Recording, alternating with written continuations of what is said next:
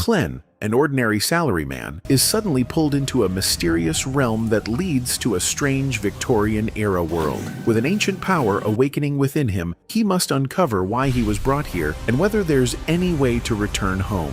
The story begins in the year 1349 in the city of Tingen, where a man suddenly awakens inside the body of Klen Moretti. He looks around and freaks out, seeing blood and a gun in his hand. He then turns to the mirror and notices a bullet wound in his forehead that is mysteriously healing. But what's even stranger is that the reflection in the mirror isn't his own. Everything begins to blur as memories of the body's original owner start flooding in, making him remember a name that isn't his. As the memories begin to merge, the original soul fades away, and Klen realizes that he's just been reincarnated into this guy's body. Meanwhile, somewhere else, an official team discovers the lifeless bodies of Welch and Naya in an apartment. The lead investigator notices that the crime scene is staged to look like both committed self-unalivement, but he knows that what actually happened is either a black divination ritual was performed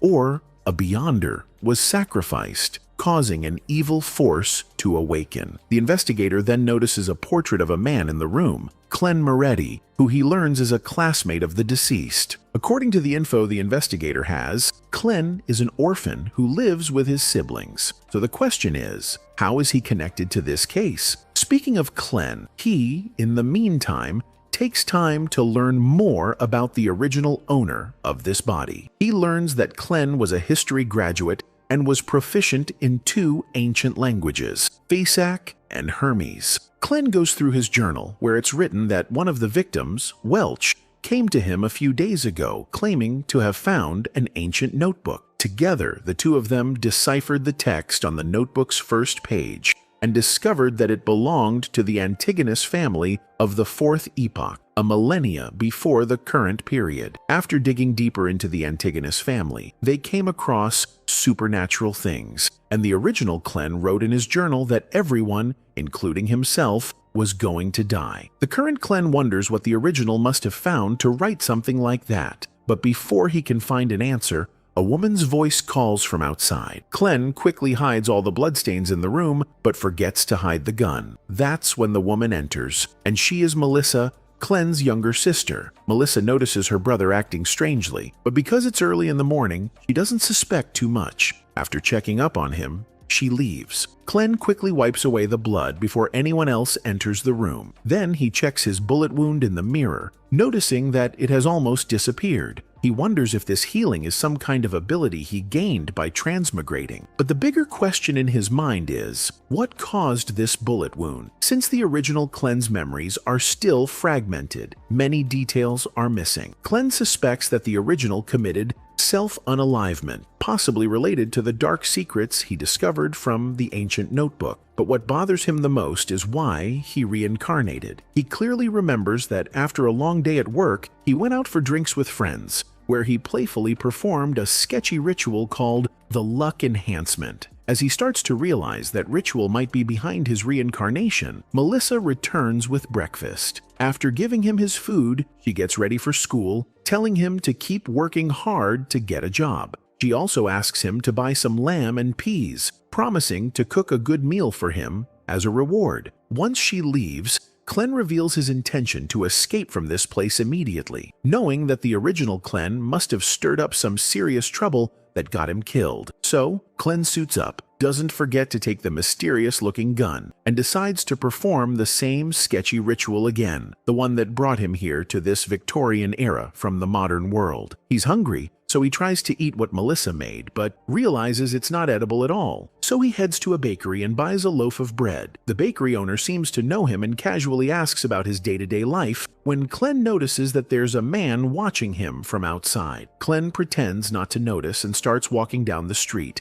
thinking about how this world shares many similarities with his own. But one thing that stands out is how Emperor Roselle Gustav apparently invented things like tarot reading and the landlord game, which only exist in the modern era. This makes Klen suspect that Roselle Gustav might have also transmigrated into this parallel world just like him. A coin with Gustav's face suddenly falls from Klen's hand, and as he bends down to pick it up, a clown appears and invites him to visit their circus that evening. At that moment, Clen realizes that a man is following him. He quickly walks away and ducks into a tent to hide. Unbeknownst to him, it's the tent of a fortune teller, who instantly realizes he's lost and offers to guide him on his future path. Meanwhile, the man following him waits casually outside, patient for Clen to come out. Clen doesn't want to get caught, so he plays along with the fortune teller and agrees to a tarot reading. She tells Clen that it'll be free since he's her first customer today, but Clen remains cautious,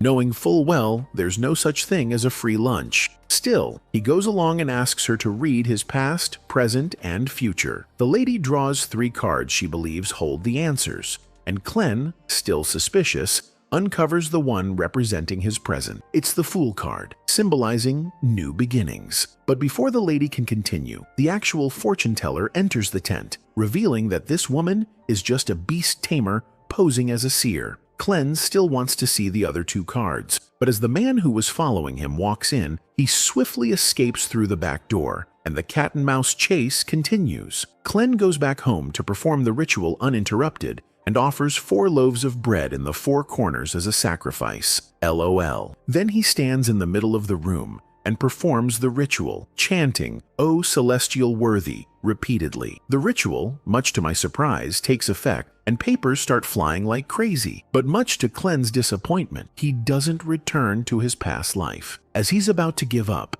a screeching pain hits his head, and a dark red aura enters his body, sending him to a dimensional void filled with an ominous presence. Suddenly, a woman and a man are summoned before Clen in this place, and Clen wonders if he unintentionally summoned them by performing the ritual. The woman asks Clen if he is the owner of this place, referring to it as a divine realm, and Clen doesn't answer, having no clue himself where he even is. From his knowledge, a divine realm should have a shrine, and just by thinking of a shrine, one manifests. The man, on the other hand, grows wary and demands that Clen explain what's going on and who he is. This question leaves Clen wondering, who is he? Is he Joe Mingrui from his past life? Or is he now Clen Moretti? A throne appears through Clen's imagination, and he sits on it, thinking deeply before answering that he is the Fool, referring to what the tarot cards revealed about his present. Clen then pretends to be an almighty being to intimidate both the man and the woman, and tells them he is merely testing his newfound domain. The woman, now a bit scared, politely asks Clen to let her leave, while the man remains cautious and composed. The woman finds the entire experience mysterious, and, suspecting Clen is a supernatural being called a Beyonder, requests that he bestow upon her the knowledge to become one as well. Clen, however, has no idea what a Beyonder is. Still pretending to be all-knowing, he tells the woman that the man beside her can answer that small question. The man, meanwhile, keeps wondering how Mr. Fool summoned them here. Regardless, he answers the woman's question, telling her that to become a Beyonder, she must first join one of the churches in the kingdom. Only then might she have a slim chance, as very few Beyonders exist, and those who do have dedicated their lives to fighting against the dangers lurking in the darkness. The woman doesn't want to be controlled by the church, so the man suggests she meet with the royal family of the millennial nobility instead, as she seems to be a noble herself. However, the woman feels uneasy about that as well, so the man proposes another option. He claims to have 2 Sequence 9 potions, Sailor and Audience, that, upon consumption, can grant supernatural powers. While they're talking, Clen slowly begins to understand that maybe he too is a Beyonder, with a different attributed superpower. Meanwhile, the woman makes a deal with the man to help her become a Beyonder. Now that she has no other business here, she politely requests Clen to allow them to leave, and perhaps invite them again in the future. The man, on the other hand, praises Clen for having powers beyond comprehension. Clen wonders if he should invite them again, because if he does this too often, his identity might be exposed. But at the same time, he wants to explore this unknown realm, to uncover a way to return to his previous life. So he agrees to future gathering, telling both the man and the woman that they will meet again next Monday, 3 p.m. The woman realizes they haven't introduced themselves yet, but she doesn't want to give away her real name, so she proposes they use code names. At that moment, someone knocks on the door to Clen's room in the real world, causing Clen intense pain in his head. The woman doesn't notice and names herself Justice, while the man calls himself the Hanged Man, and Clen declares that he is the Fool, excitedly stating that they are now members of this mysterious tarot club. Anyway, Clen ends the gathering using his newfound authority, and as the realm dissipates, the Hanged Man finds himself back on his ship in the stormy sea, while Justice returns to her room. Clen wakes up as well, only to hear the police on the other side of his door, demanding that he open up. With no way to escape, Clen quickly hides all traces of blood and the gun, then opens the door, recognizing the inspector who was stalking him earlier. Clen accuses the man of stalking him, but the man clarifies, saying he was only trying to protect him. He introduces himself officially as Leonard, the investigator handling the case of the two deceased, Welch and Naya. He's accompanied by his partner, Dunn Smith, who seems to have special powers, judging by the change in his eye color. They inform Clen about Welch and Naya's self-unalivement, and Clen instantly realizes that they were actually possessed by some evil force. Without Clen noticing, Leonard rummages through his belonging and finds the journal where Clen had written about his own death. Clen defensively claims he has no idea how that got there and says he's lost memories of recent events. Dunn states that Clen visited Welch's house a few days ago, and since then, Welch's revolver has gone missing, so he finds it pretty convenient that Clen claims to have memory loss. Dunn deduces that the revolver is probably somewhere in the room. Clen gives in and admits he has the revolver. He also truthfully states that he woke up on his desk after a failed suicide attempt, and since then, he's lost a lot of memories. Dunn realizes Clen is telling the truth, as everything matches his suspicions. However, he isn't letting Clen go until he undergoes a psychic verification, which might also help recover his lost memories. As they're about to take Clen into their vehicle, a young kid is seen being chased by a man for stealing. Dunn stops the kid, but the kid resists and causes a commotion. Taking this opportunity, Clen escapes, not wanting his real identity exposed through the psychic verification. While running, a splash of water falls onto him, when suddenly both time and space freeze. Clen realizes that a Beyonder is causing this. As everything begins to distort around him, Clen desperately searches for an escape and is led straight to a carriage, unaware that the Beyonder guided him there. He climbs in. Soon after, he realizes something is off and asks the driver to stop, but he doesn't. The driver reveals himself to be Dunn, who tells Clen they're heading to Welch's house, the crime scene. That's when Clen wakes up, realizing it was all a bad dream. Or was it? The door to his room opens, and standing before him is Dunn, who this time properly greets Clen, making Clen realize that Dunn is a Beyonder who manipulated his dreams. Dunn states that the powers of Beyonders grow stronger at night.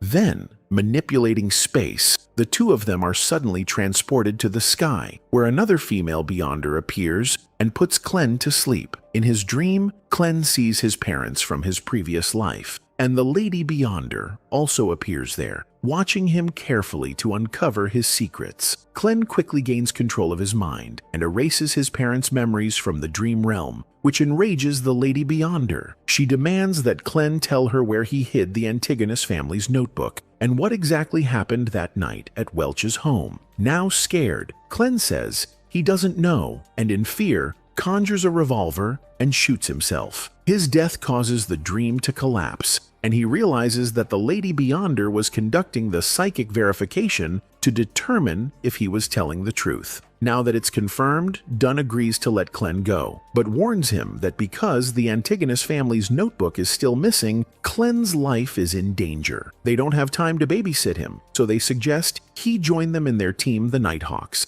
and become a Beyonder like them. The next morning, Clen decides to visit a local pub to further discuss the offer with a man named Wright, as per Dunn's instruction. As he enters the pub, he finds the customers chaotically spectating a fight between dozens of rats and a hunting dog. The spectators also begin fighting amongst themselves and grow irritated at the sight of a clean-looking kid in this shithole. The bartender, Wright, notices Clen and, sensing something suspicious, demands he spill the beans. When Clen explains that Dunsmith sent him, Wright leads him to a small cabinet room behind the bar, which turns out to be an elevator leading underground to the Nighthawk's secret base, disguised as a regular security company named Blackthorn. There, in a fancy hall, sits the receptionist, Roseanne. Clen approaches her, and seeing this new guy, Roseanne recalls that the captain mentioned a newcomer would be arriving. So, she opens another secret room from which Leonard steps out,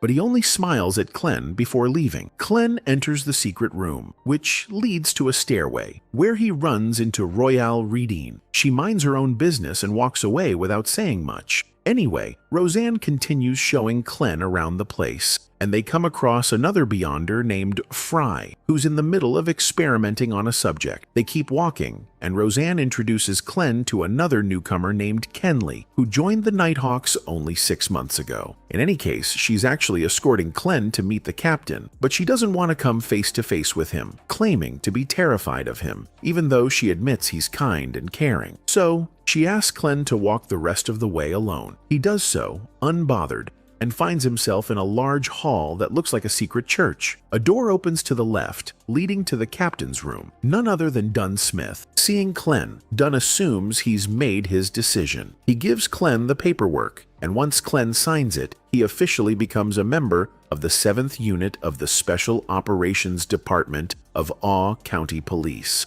Dun explains that the Nighthawks work under the Church of the Evernight Goddess, and their job is to handle supernatural incidents, like the Welch and Naya case. Dun shakes hands with Clen, officially welcoming him to the team, and Clen, delighted, calls Dun his captain, thanking him for the opportunity. Dun mentions that Nighthawks often risk losing control of their powers, and asks Clen to show respect to those who have passed due to this. Clen places a candle at the gravestones in the memorial room, paying his respects. Afterwards, Dun tells Clen about the legend of creation. According to this legend, God created all existence and used both his eyes to create the sun and the crimson moon. Yeah, right. Anyway, the legend continues that God's body became land and stars, his hair became the phoenix, and his ears became demonic wolves. The point is, since everything is essentially God, it's possible to gain power by making potions with mythical ingredients, unlocking pathways to become a Beyonder. According to Dun, there are a total of 22 pathways. His church, the Church of the Evernight Goddess, can open 4 of them using sequence 9 potions. Dun wants Clen to follow the seer pathway, but tells him to first meet Old Neil in the alchemy room before deciding. So Clen heads there, where Old Neil, like a stereotypical kind old man, asks Clen to help him organize some documents. The old man seems to know a lot about Clen, including the fact that Clen is proficient in ancient languages like Physac and Hermes. Old Neil praises Clen for being on the path of a researcher and encourages him to keep learning, assuring him he'll eventually be able to decipher the notebooks currently in Neil's possession, ones that went missing after Emperor Roselle's death. Neil himself deciphered some transcripts and discovered that Roselle invented symbols containing mysterious powers. He managed to identify a few of them and believes they represent numbers. Clen takes a look at the notebook and instantly recognizes the language. It's just modern Chinese. As he reads, he realizes Emperor Roselle was merely writing a journal about his journey in this parallel world. However, the notes don't just contain fond memories. They also hold important messages, including one that states the key to potions is to internalize. Clen can't believe he got his hands on such useful information and keeps reading, hoping to find a way back to his homeworld. As he continues reading, he learns that Roselle once made a hasty decision and wrote that he should have picked other paths like apprentice, seer, or marauder. Clen doesn't fully understand what this means, but before he can dig deeper, Old Neil demands his attention. Clen apologizes for spacing out and explains that he was trying to decipher the texts, which makes the old man laugh, thinking it's impossible for someone Clen's age. Anyway, Clen had come to ask for advice regarding which pathway he should choose. But now that he's received guidance from someone far greater, the Emperor himself, he decides to take the potion of the seer pathway. The old man prepares the potion, and Clen hesitantly drinks it, instantly feeling it surge through his blood and veins, literally mutating his DNA. As the potion takes effect, Clen's vision becomes blurry, but with old Neil's help, he focuses. Following Neil's instructions, he imagines creating an object, a missile to be exact. This causes the ground to shake. As Clen begins to lose control, he keeps imagining modern things, airplanes, astronauts, etc. His spirituality starts to leak out, but thankfully, he regains control. An anxious Neil breathes a sigh of relief that nothing catastrophic happened. Now that the process is complete, Neil asks if Clen's surroundings look different. Clen nods, and Neil explains that Clen now has the vision of a seer, which lets him perceive many things at a glance. For example, he can now read Neil's health condition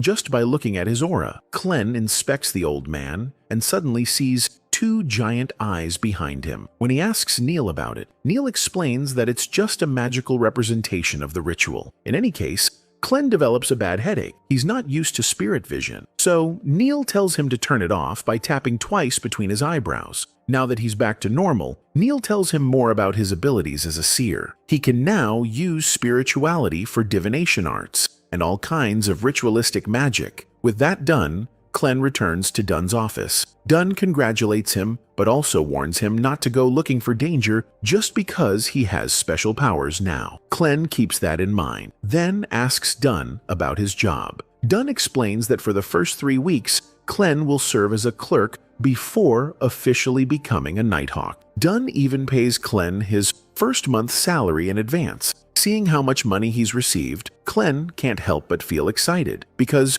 with this amount, he'll easily be able to rise out of poverty. Anyway, Dunn tells Clen to buy a cane, then gives him a daily task. Walk around Welch's house, hoping it will help him recover his memories and remember where the Antigonus family's notebook is. Clen follows instructions on his first day until someone approaches him. It's Leonard, and he wants Clen's help locating a kid named Elliot, who was kidnapped that morning. Normally, the Nighthawks only handle supernatural cases, but since one of their covers is a security company, they have to deal with this kind of stuff too. And since Clen is now an all-seeing seer, Leonard hands him Elliot's clothes as a clue to locate him. Clen activates his seer powers and uses his cane as a dowsing rod, managing to pinpoint the area where Elliot is on his very first try. The carriage heads in the direction Clen indicates, and eventually they arrive at a mansion, exactly where Clen has been detecting Elliot's spiritual energy. Clen enters the mansion and uses his powers again. He sees that behind a room to the far right, 2 kidnappers are chatting,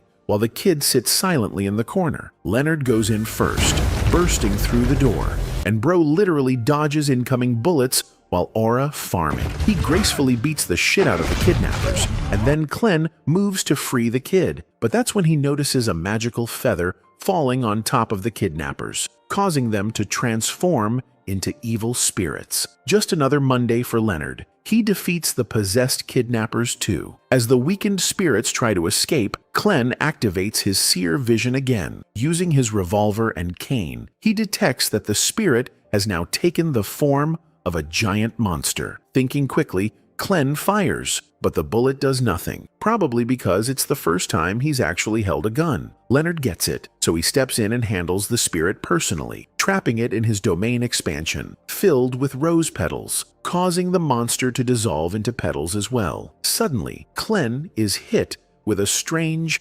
fragmented memory. He realizes that the original Clen had come to this mansion before, but he doesn't tell Leonard and just moves on. After reuniting the kid with his father, Leonard examines the spirit corpses and realizes that the kidnappers were Beyonders too, but had no control over their powers. That's why the evil spirits were able to possess them. Leonard wonders how they managed to get their hands on potions. Still Still, the job is done, and Clem prepares to leave. Just as Leonard learns from an invisible observer about Clem's suspicious behavior earlier, Clem returns home, but just as he's about to open the door to his room, he suddenly finds himself in the house across in the kidnapper's building. He hears a noise from a distant room, and upon entering, he finds his notebook, open to a page that reads, "Everyone will die, including me." The pages vanish, along with the building, and Clem finds himself standing on top of the fool's card. It was just a nightmare. Clem is already in his room, but he's convinced the dream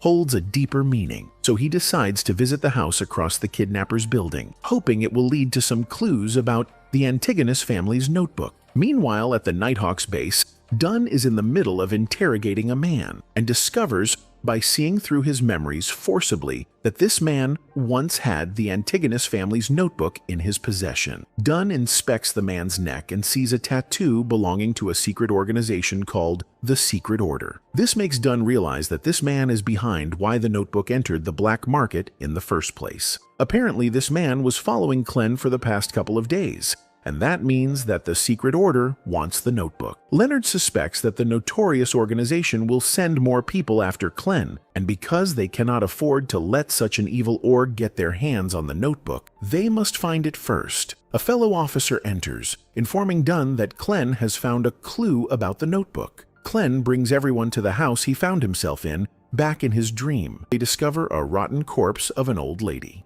Before investigating this case, the officers have a thorough search, but still they don't find any clues related to the notebook. Since their only lead is the mysterious deceased lady, they decide to dig into this case thoroughly, and Dunn learns that the deceased lady's son, Ray, has gone missing for the past couple of days. Leonard provides Clem with a picture of Ray, and Clem, using his powers, tries to find Ray's location. However, his cane, instead of pointing at where Ray is, goes berserk before almost attacking Clem. Dunn realizes that Clem's divination is being disturbed by some other powerful force. The Nighthawks head back to their base, and Clem stands before the Chanis Gate, which God knows leads where. Since Dunn's office is right in the corner, Dunn comes to talk to Clem, offering him some comforting words after noticing how anxious he is about all this. Dunn compliments Clem on wearing a proper suit and then gives him a citrine pendulum to help him enhance his spiritual divination. Dunn then informs Clem that he's spoken with the Holy Cathedral, and they've approved the use of a Grade 2 artifact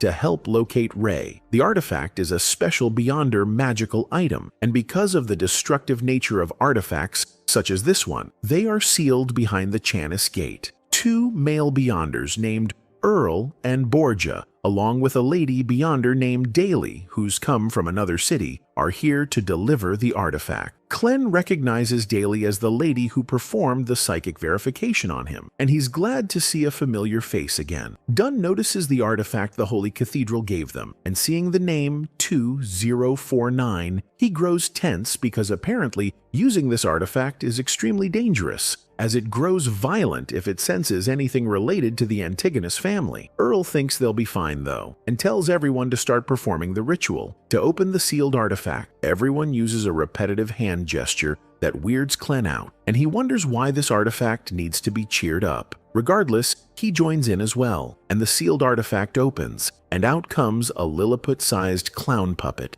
that instantly realizes the weakest being here is Clem, so it tries to take control of Clem, but thankfully, Leonard saves him from getting choked to death. Daly states that the puppet has taken a liking to Clem, which is why it's targeting him, but Dunn suspects that the puppet is only trying to get near Clem because it's sensing the Antigonus family's aura from him. Since he has touched the notebook, Clem keeps running away from the puppet, and it follows him, even more determined. Dunn tells Clem not to worry, because if the ritual fails, the worst-case scenario is the puppet will take control of people within 5 meters of its reach. Clem asks what would happen if the puppet takes control of everyone here, and Earl states that's very unlikely to happen. In any case, Clem keeps running and throws Ray's coat on the ground, and once the puppet notices it, it goes completely berserk, making Dunn realize that Ray perhaps is a descendant of the Antigonus family. Earl quickly puts the puppet back in its box,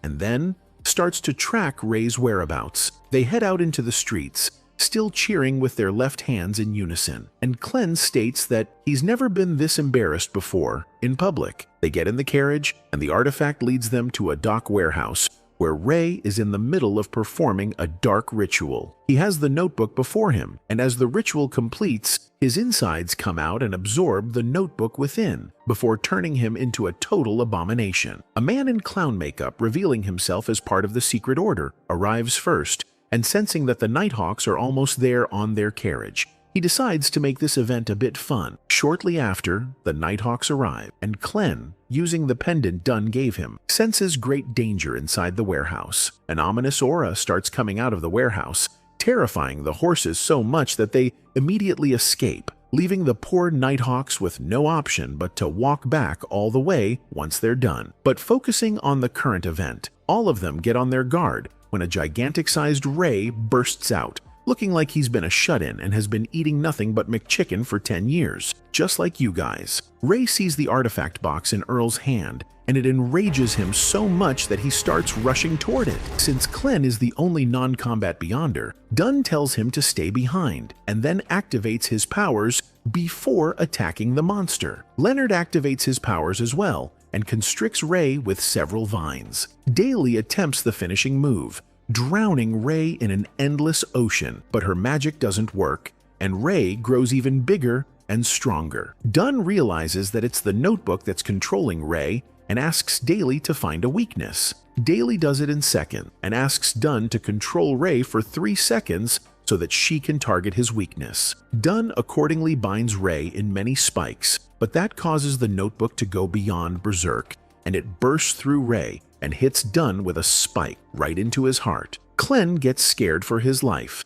as several more spikes attack other Nighthawks. One hits the suitcase that has the puppet sealed inside, and as the suitcase falls on the ground, Earl tells his colleague to guard it and goes on the offensive himself, charging at the notebook with his sword. But his attack does 0 damage, and he too is defeated in a counterattack. Seeing his comrades suffering, Dunn desperately tries to get out, but he is impaled by the spike against the wall and can't do anything at all. Clen feels helpless as well, so he tries to attack Ray himself using his secret gray mist power that once let him enter the other dimensional realm. His attack using 2 cards works, slowing down Ray, and this gives Daly enough time to perform her special move, Nether Hand. As her magical hands rip out the flesh and bones of Ray, the monster explodes, at the cost of Daly getting gravely injured as well. Dunn rushes to her, and finding her unconscious, he feeds her a healing potion. Clen, on the other hand,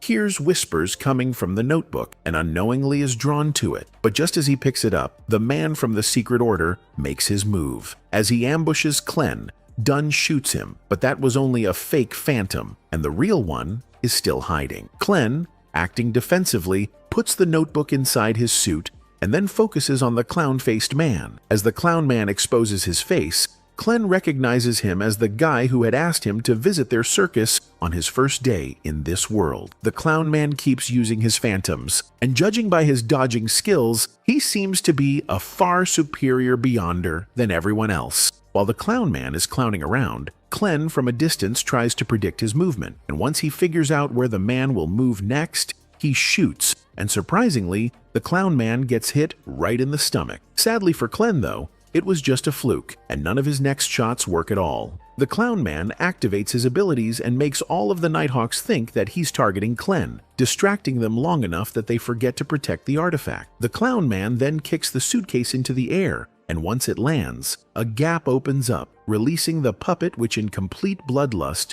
stops time itself before taking control of all of the Nighthawks. Now roped up, the Nighthawks are the puppets, and the puppet is now the puppeteer. Normally, this is the end for all side characters, but because Clen's gotten in this mess as well, he, in a desperate attempt, awakens an external force, the mysterious gray mist, by performing the luck enhancement ritual in very slow motion, the same one that got him in this world in the first place. As the ritual is completed, Clen finds himself in his mysterious realm again, and is glad that it worked, as he can finally breathe. In any case, Clen cannot stay here for too long because his real body is still in that world and is being controlled by the puppet artifact. But before going back, he must figure out how to fight the puppet. Using divination, he makes a spell that will help him return to the real world safely. And as he then returns, he finds himself out of the puppet's control. The clown man applauds Clen's achievement and states that ever since the very day they had met, he had taken a liking to him. In any case, the clown man wants to make a deal with Clen, telling him that if he gives him the notebook, he will lift the puppet's control on him, and also offers to answer any of Clen's questions as well, claiming to have been a former seer himself. Clen doesn't know what he should say. The gray mist has already lifted the control, and so he wonders why a former seer didn't see that. Perhaps it was the gray mist itself that messed with the clown man's divination results. In any case, the clown man tells Clen about the seer pathways sequence 8, and as Clen hears it, he becomes completely mortified. Because Clen didn't go through with the deal, the clown man slowly tries to get the notebook from him. When Clen reveals himself to be able to move and attacks him, the clown man, in response, also moves from his position instinctively, but gets caught by the puppet as a result. Now that he's immobile and Clen's not, Clen easily finishes him off with a neck shot before a headshot, defeating a very powerful Secret Order member all by himself. Or has he? The clown man gets up repeating the word Hornasis frantically before falling again, and Clen can't help but wonder what this word means. He reveals that he's been hearing this word in mysterious whispers ever since he came to this world. In any case, he closes the gap of the suitcase, sealing the puppet artifact again and freeing everyone from its control. Leonard approaches Clen, whispering to him that he saw everything Clen did while in the frozen time state, but he doesn't give Clen any compliments for being special, acting narcissistically, stating that he himself is special in other cases as well. Clen can't believe the ego of this guy. In any case, he and the others bring back the notebook to the Nighthawks base, and the Nighthawks seal it inside a mysterious room locked behind the Chanis gate. Dunn knows Clen wants to read the contents of the notebook, so he assures Clen that he will be permitted to do so once the Holy Cathedral deals with the notebook. Dunn then thanks Clen for both preventing a huge disaster and defeating a Secret Order member, promising that he will tell the Holy Cathedral about Clen's feats. Anyway, the two of them walk down the hallway when Clen passes through Fry's room, whose current experimental subject is the clown man's corpse. Seeing the corpse fills Clen with guilt, as this is the first time he's taken a life. Dunn comforts him, telling him that Clen has actually saved many lives by taking that one life, and he should be proud instead of guilty. Clen becomes calm thanks to Dunn's words. But before moving forward, Clen asks Dunn about the 8th sequence of the seer pathway, claiming to have learned what it is. Clen reveals that the clown man told him that the 8th sequence is the clown. Pause. I have no idea the F this means, because the anime has kept this entire concept super vague. However, what I do know is that the first sequence is the highest sequence, meaning it's the closest a Beyonder can be to a deity level, and 9th is the lowest. So yeah, 8th sequence is pretty low level. You're welcome. Anyway, the next morning, when Earl is about to leave with the artifact, he asks Clen exactly how he defeated a Sequence 7 Secret Order member when he is only a Sequence 9 seer. Clen lies, saying that it was the goddess that saved him from being controlled by the puppet, and the clown man didn't realize that. And Clen took a lucky shot and incapacitated him with a headshot. Regardless, Earl is still impressed, stating that he's never seen such an outstanding seer before, so he wishes Clen good luck on his future. After bidding Earl and his colleagues farewell, Clen leaves, now focusing on the Hornasis that he keeps hearing in his mind. To learn more about this word, he visits the original Clen's history teacher, Azik, at Hoy University, and tells him if the word Antigonus and Hornasis have any correlation in history. Azik, however, claims to have no idea, so Clen leaves unsuspectingly, not realizing an evil spirit possessing his teacher heard everything.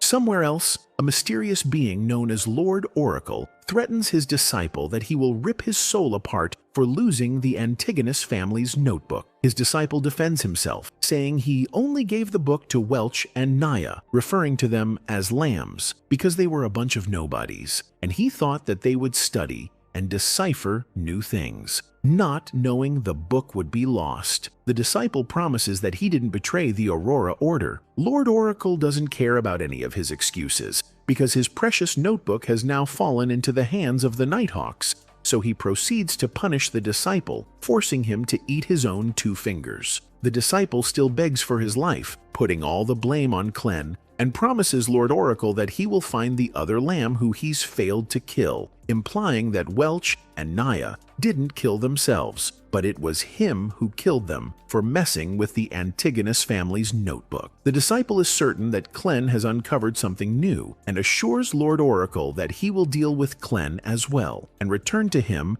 with the notebook's secrets. Lord Oracle calms down and lets him live, warning him that this is going to be his last chance to prove himself. Meanwhile, Clen visits Old Man Neil, who wants to teach him ritual magic today. Neil demonstrates how it's done and warns Clen to never communicate with unknown spirits, because that will lead to Clen sliding into the abyss where only death awaits. Clen, however, who's been using the luck enhancement ritual, has technically been communicating with an unknown entity that's lending him this gray mist power. In any case, he continues to watch as Neil seeks to communicate with the goddess through several chants, basically requesting the goddess to give him $30. After performing the ritual, Neil confidently walks out into the streets with Clen, and voila, they find a wallet containing loads of cash. The old man states that it's the goddess who gave him this money, and Clen honestly still thinks this is a mere coincidence. A man in a carriage stops there, claiming that the wallet is his,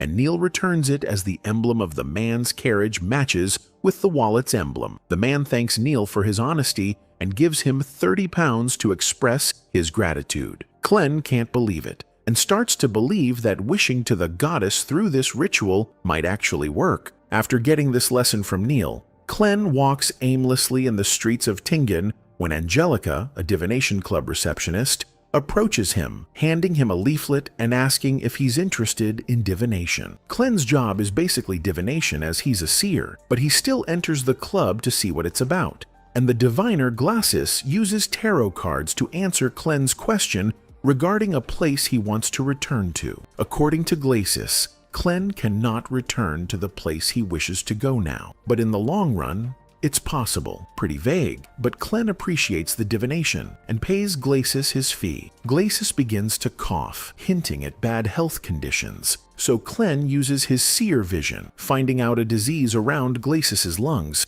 so he tells Glacis to visit a doctor soon. Glacis asks Clen what made him think he's sick, and Clen proudly claims that he is a seer. He wants to act like a proper seer for the sequence potions to take better effect, so he joins the divination club and fills out the membership form when the receptionist mentions that she's heard from her superior Vincent, the best diviner in their club, that Clen is an excellent seer. Apparently, Vincent is taking a divination class at the moment about mirror divination, and getting interested, Clen decides to take a peek. In that class, Vincent is telling his students that mirrors are the gateways to the spirit world, and if there's the slightest error in mirror divination, a tragedy might happen. According to Vincent, mirror divination is also a ritual magic where threefold incantations are used to pray to the 7 orthodox beings. Clen activates his seer vision to see if they are having a healthy practice, and sees that everything looks normal. However, he thinks something's off. Vincent hands a box to one of his female students, and as she leaves the place, only then does Clen realize that something's wrong with that box. Vincent notices Clen,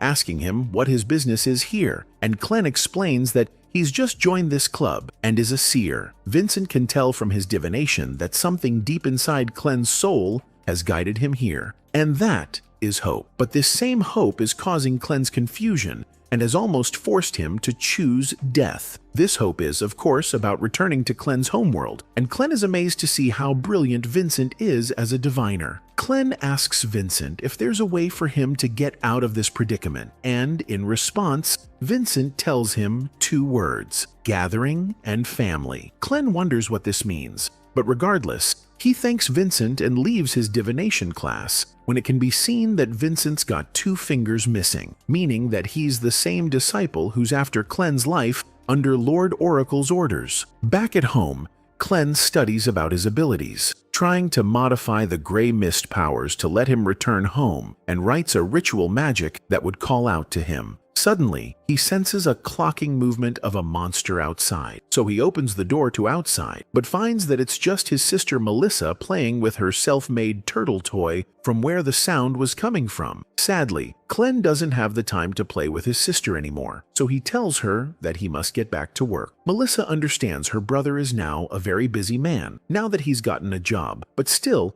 she demands some of his time, making him promise that he will go with her to her friend's birthday party next Sunday. Clem agrees cause Vincent told him to focus on family and gathering. Speaking of gathering, he decides to hold a gathering at his mysterious realm as well, and summons Justice and Mr. Hanged Man by calling out to their stars. This time, Clem uses his seer vision that helps him see that while Mr. Hanged Man's aura looks like stormy sea waves, Justice's aura is as calm as a lake. Clem can also see that Justice has become a Beyonder, as she has a constellation symbol of a giant dragon showing behind her, which is a magical representation of her pathway, meaning she has taken the spectator pathway, while Mr. Hanged Man has taken a sailor pathway. Clem takes a look at his own constellation symbol using his seer vision and finds out that it's a pupilless eye. That indicates secrecy. There are also contorted lines below the eye that represents change, but as to why they are overlapping lines, Clem doesn't know yet. For now, he focuses on conversing with his two guests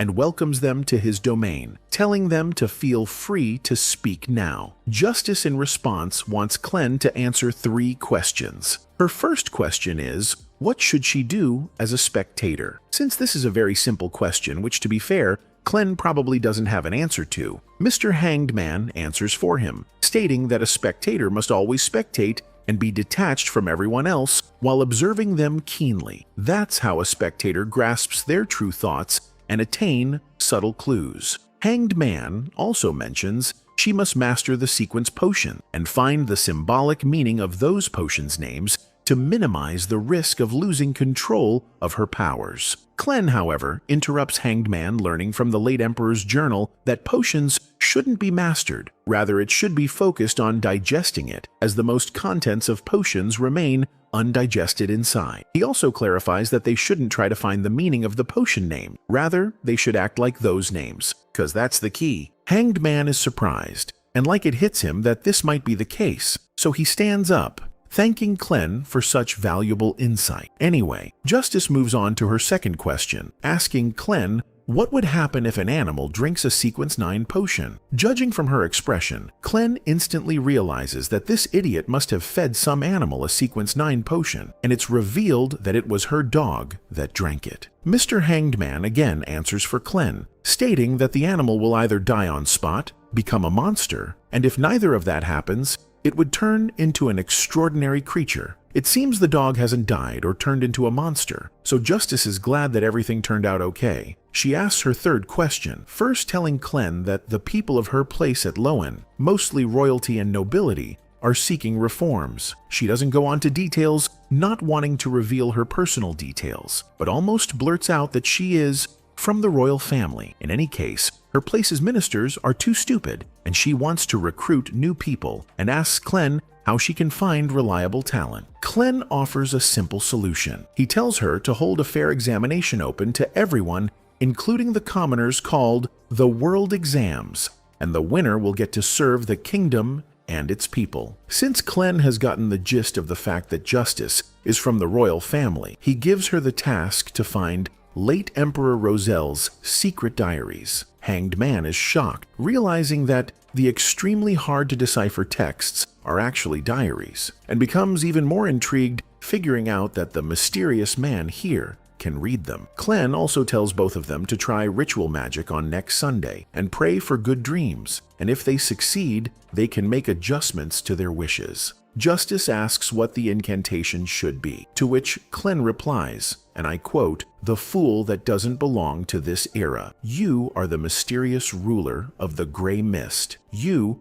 are the king of yellow and black who wields good luck." This means that Clem is asking them to pray to him, and that makes both of them think that Clem has reached the level of the 7 orthodox beings. and he is a terrifying being who must be feared and worshipped. Anyway, the two leave, and Clem comes back to the real world, and as he looks out the window, he sees that his brother Benson has come to visit. They spend a fair amount of time together, and on Sunday, the three siblings head to Selena's house for her birthday dinner. As Selena comes out to hug her friend Melissa for coming, Clem recognizes her as the girl from the club whose box ticked him off. Selena's diviner club friend Elizabeth is also here, and as they move on to celebrate, Clem moves on as well. Suddenly he senses someone praying to him and realizes that it's the hanged man who started performing the ritual magic as per told. Later during the birthday party, Elizabeth approaches Clem, whispering to him playfully that she hasn't told Melissa about the fact that Clem is secretly a seer. Melissa sees Clem talking to Elizabeth, so she comes there and first agrees that both Clem and Benson should use this opportunity to find a suitable bride, but she's displeased that Clem's trying out his luck on someone underage like Elizabeth, which is a total misunderstanding. After the birthday party, Selena is with her two friends, Melissa and Elizabeth, and she decides to open her presents. One is from Vincent, a high-level magic mirror, and she incantates the spell Vincent taught her unsuspectingly. However, that causes an altar in Vincent's house to activate, and Vincent laughs maniacally as he's now certain that his plan will work and he will defeat Clem. Speaking of Clem, he senses danger coming from Selena's room, so heads to her room and peeks on them, seeing that the three girls are just doing basic mirror divination, like asking the mirror when their Mr. Right is going to come in their life. However, using his seer vision, Clem realizes that the mirror is actually trying to possess Selena. He has no time to call Dunn or other Nighthawks,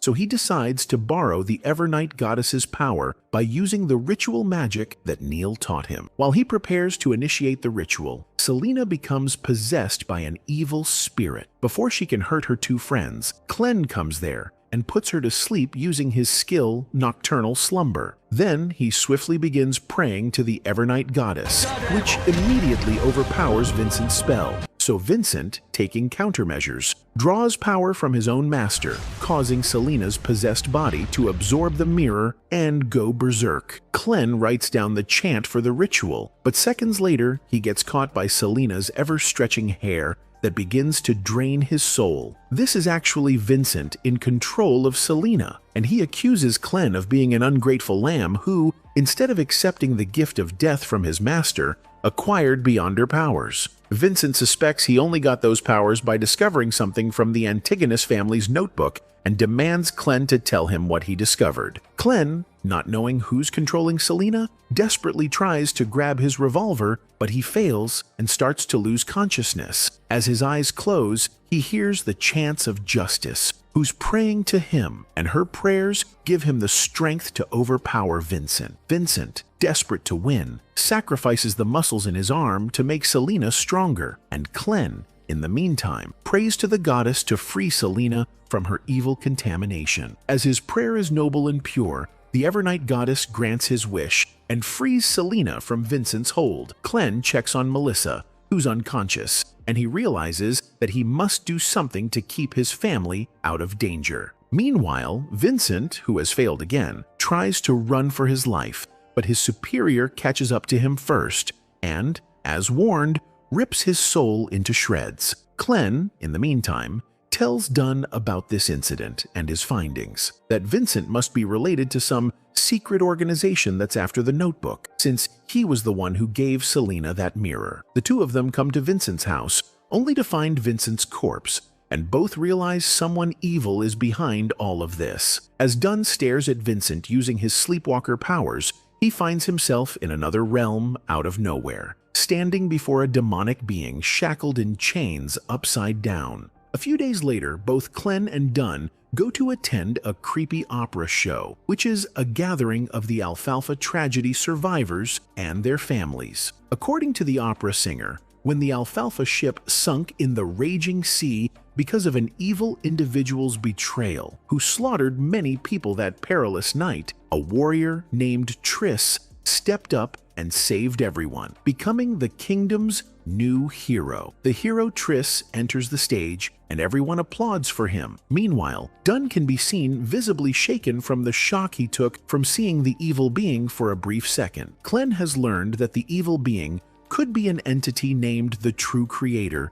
that organizations like the Aurora Order worship. Clem calls it a pity that Vincent died. Otherwise, they would have gotten more clues about the Aurora Order. Anyway, the two are currently handling this Alfalfa tragedy case, and they believe there's something else hidden that's not being disclosed. A week ago, a lady came to the divination club, wanting a divination from Clem regarding her husband, Joyce. Apparently, Joyce was boarding the Alfalfa ship, but the ship never reached the port. Clem looked at Joyce's picture and used his power as a seer, seeing glimpses of Joyce barely surviving in the sea, while the Alfalfa was burning in the background, and after washing ashore, Joyce was finally safe. Clem reported his divination to the Nighthawks, and they, finding this incident suspicious, began looking for new leads to get to the bottom of the case. Apparently, Triss, the so-called hero, rescued Joyce, and both Clem and Dunn have come here to meet him to get more insight on this case. However, when Triss notices the presence of the two Nighthawks, he quickly leaves in his carriage. In any case, both the lady and her husband Joyce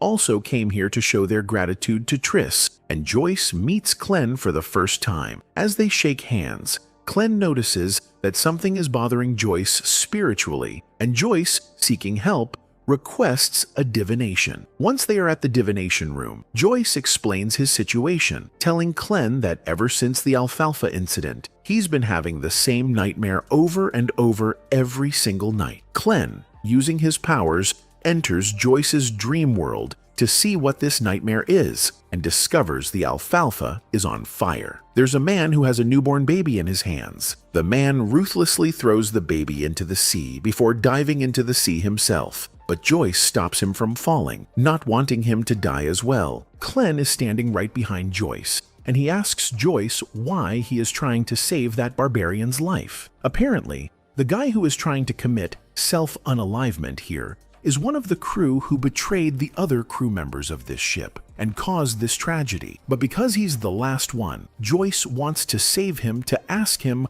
why he committed such atrocity and what pushed him to do it. Clem tries to understand Joyce's reasoning, and he suspects that there's some mastermind working behind the scenes who manipulated everything. That's when Clem senses someone way in the back of the ship glaring at them, and it's Triss. But the moment Clem turns around, the scene changes, and he finds himself in an ancient palace ruin. A giant crimson eye stares into his soul, and there's a malicious throne to his left that keeps whispering the words Hornasis and Phlegrea repeatedly. The dream ends, and Clem can't help but question what the F Hornasis means. This word keeps haunting him every time he tries divination, and he suspects that some evil deity is behind all this. He also suspects that the ancient palace might have some clues related to why he was transmigrated into this world. Having no answers, he hopes his history teacher Isaac found something and moves on to deal with the current situation. He tells Dunn about the mastermind he saw in Joyce's nightmare, and he believes that Triss is the mastermind who manipulated the survivors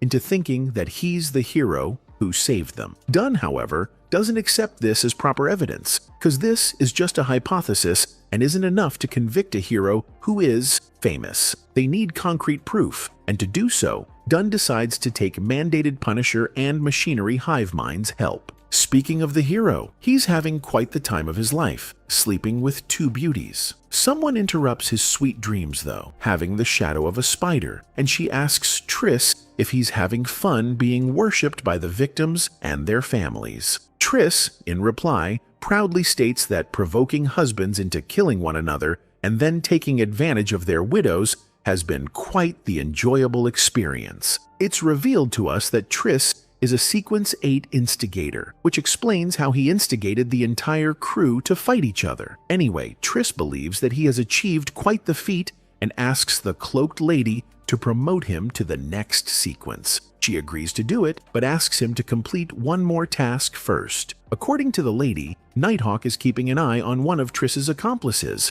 so Triss will have to do this task alone. She pays him for the task in advance, handing him the 7th sequence potion formula and the name of the potion, Witch. Back to Clem. He visits Neil asking him to help him buy a pair of talismans to protect his brother Benson and his sister Melissa. Neil takes Clem to a secret place hidden beneath a local bar, and it's the underground market of Tingen. While walking through the market, Clem notices a supposed madman with strong spiritual waves. The madman also notices Clem, and approaching him, smells the scent of death, which causes him to bleed from his eyes. Clem becomes worried, and Neil states that even though this guy is spiritually aware, he apparently is known for his rambling, so it's best if Clem ignores him. Clem, however, realizes that the madman only said that because Clem is technically dead, at least the original Clem is. Also, this body died once as well. They move on anyway, and Neil guides Clem to the shop that sells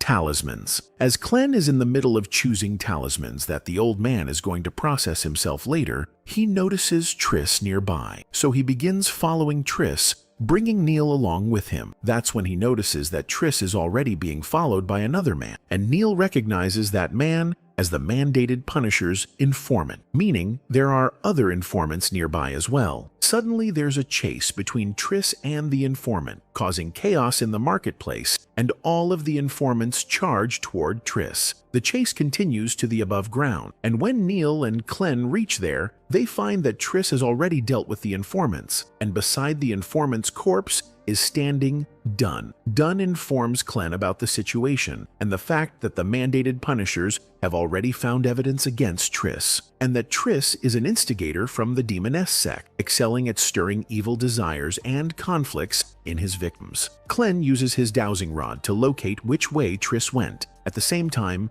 asking Dunn more about the Demoness sect. According to Dunn, this sect is an evil organization known for spreading disasters all across this kingdom, and the upper executives of the sect are all female, which makes sense because they worship a forbidden deity named the Primordial Demoness. Anywho, Clem and Dunn arrive at the place where Triss is, and they enter there along with other Nighthawk officers. Many females come running out at the same time, and one of them runs into Clem, who notices that she's dropped a hat, and as he picks it up, he finds it suspicious that a lady has a man's hat, so he uses his seer vision on her as she leaves in her carriage, but finds nothing unusual. Meanwhile, Dunn and his crew scour through the entire building but don't find Triss. A few days later, there's still no trace of Triss anywhere, and eventually the search operation ends. Clem, on the other hand, becomes an official Nighthawk, and as a result, his pay is increased to £6 a week. He becomes a regular diviner at the Divination Club and also holds a few more meetings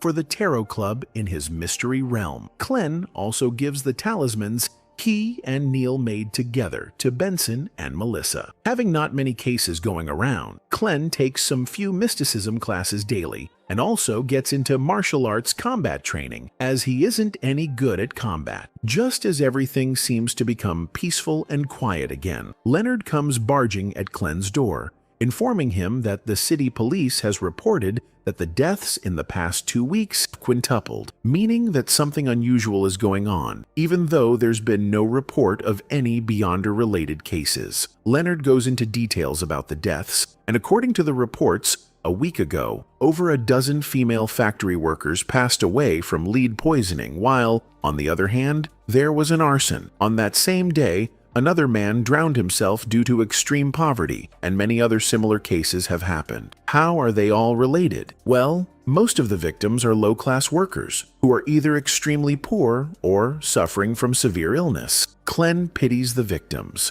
cause his own family in this life also suffered from extreme poverty, which led to Clem's mom falling to a terminal disease that took her life. Since then, Clem's big brother worked his ass off to protect little Clem and Melissa. Anyway, Clem visits one of the victims who died from a cardiac arrest a few hours ago, and he, using his powers on her corpse, replays the moment she died in order to see if there's anything unusual going on. As expected, Hours before she had a heart attack, she was patted on the back by someone, and the hand looked like the hand of a woman. Clem informs his findings to Dunn, and Dunn states that Clem's visual info matches with his investigation's findings as well, and apparently, in every other case as well, the mysterious woman's hand appeared every time. Dunn suspects that Triss and his female Beyonder accomplice are behind all of this. In the meantime, Clem comes up with a theory, but Leonard, being nosy, takes credit for it as well. In any case, Clem tells everyone how all of these victims were fated to die very soon, so they were targeted for life theft. The people who steal lives, their goal is typically to use these stolen lives to summon an evil deity, or a demon, or a large-scale curse. While the others are looking into the demoness sect, Leonard jokes around with Clem that both of them are protagonists of this story, and that might cause the wheel of history to go absolutely bonkers. The only reason Leonard claims to be a main character is because he has secrets, and he knows Clem's got some secrets too. So Leonard tells Clem that they will remain comrades if Clem promises to not endanger the Nighthawks ever. Clem isn't interested in speaking with this medieval cliché overly dramatic NPC, so he focuses on solving this case. Dunn determines that these cases do match the characteristics of life theft ritual, and they must act fast to find the altar and stop the ritual. Otherwise, a disaster will strike the city. Using a pendant found from one of the victims' corpses, Clem searches for the altar's location, and once he finds it, they immediately head to the location, not wanting to damage the real world. Dunn decides to use his powers to draw the enemies into a dream and instructs Leonard and Fry to attack at the same time. They then approach the mansion, alarming the lady inside, who conceals herself using a potion, vanishing into thin air, and attacks a Nighthawk officer by stabbing them in the back. This causes her to reveal herself for just a second, and Leonard uses this opportunity to ambush her, and Dunn tries to drag her into a dream, but fails. Leonard manages to shoot at the lady's chest, but it was just a substitute spell. As all three are unable to get to her, Clem realizes that the lady must be at least sequence 7, since Leonard and Fry are at sequence 8 and 9. The lady then enters the mansion and prays to the primordial demoness to grant her powers to tackle this situation, and as she's empowered by the demoness, many evil spirits are released that attack the Nighthawks. One of them hits a disposable side character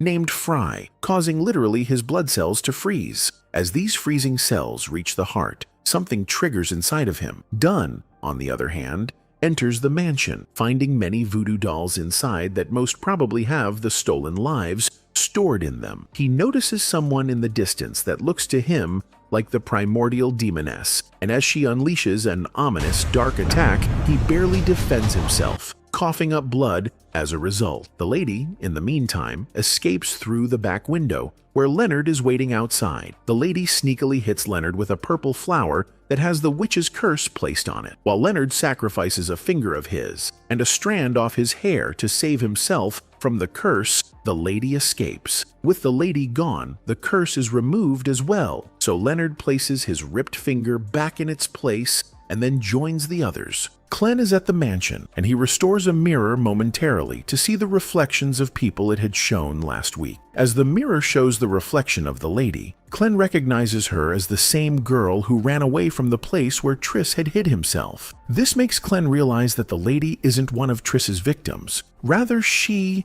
is Triss. This would explain why only females are in the higher echelons of the demoness sect, and it's honestly disturbing that they were all once male. Triss, who's now going by the name Trissy, boards a train, and her beauty draws many men to her, and I can't help but ask if, is she now going to sleep around with men now? A few days later, Elizabeth visits Clem asking him to interpret one of her recent dreams. Apparently, ever since she returned from her visit to the Lamood town, she's been having nightmares. And in those nightmares, she keeps seeing an abandoned castle where a wraith spirit haunts. So, Clem and his colleagues visit the Lamood castle, and as predicted, they find that there is indeed a wraith in the castle. Apparently, wraiths are known for invading dreams, and this could explain why Elizabeth has been having these nightmares recently. To exorcise the wraith, Dunn this time brings an artifact with him called the 30782 Sun Emblem. However,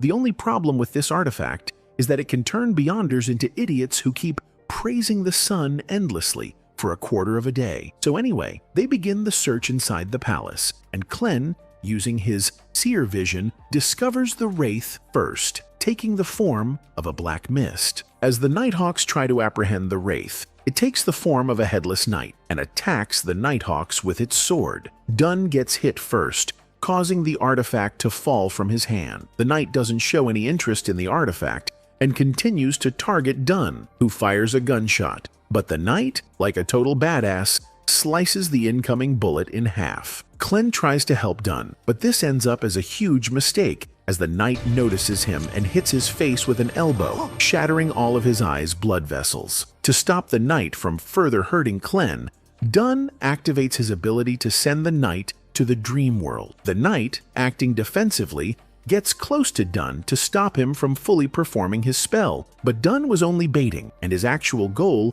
was to activate the artifact. And as the knight gets just close enough, within 5 meters of the artifact, he activates it, and the artifact literally dissipates the Night Wraith. While the others deal with the remaining traces of the Wraith, Klen notices some spirit particles flowing toward the rubble. He inspects the rubble and finds a portrait, and judging by the style, it's from the 4th epoch, and the person in the portrait might be the original owner of this palace, the first Baron Lamud, who according to legends simply vanished one day. Klen finds the face of this man strangely familiar, and it doesn't take him too much time to realize that this man's face resembles his history teacher Ozik's face. But how could that be? This would mean Ozik has lived for over 1,000 years, all while keeping his identity a total secret. Klen, being an idiot when he needs to be, once again doesn't think too much about it and listens to what Dunn has to say. Dunn believes that the spirits have been purified, but because of their destructive nature, he decides that it's better if they stay here the night. Klen volunteers and stays up to do the first watch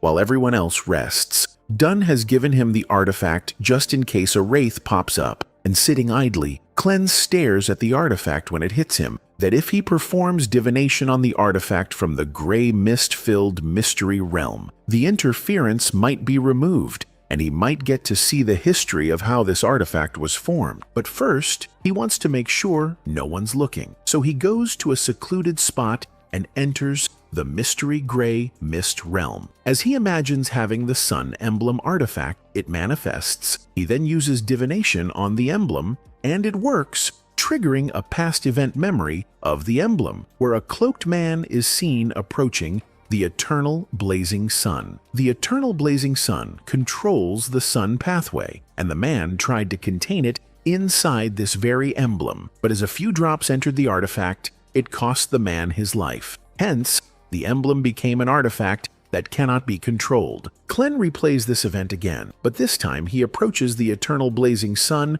from a first-person perspective, as he wants to see what even is this thing. As he touches a droplet of the eternal blazing sun, the ground beneath him vaporizes and everything turns black, before an actual blazing sun vaporizes him into nothingness. The dream doesn't end though, and Klen keeps burning along with his shrine, and as he continues to suffer, a gray mist saves him from death. His wounds begin to heal, and as he regains consciousness, he realizes that he actually gazed upon the sun deity, and as a consequence, he was almost burnt to a crisp until the mysterious gray mist saved him. The pain makes Klen fear using divination ever again, but as his wounds instantly disappear, Klen finds himself in a white plain where many modern Chinese phrases like white angel, flaring sun charm technique, sun pathway, and never gaze upon a god appear. Klen doesn't understand what's going on, but the one thing he realizes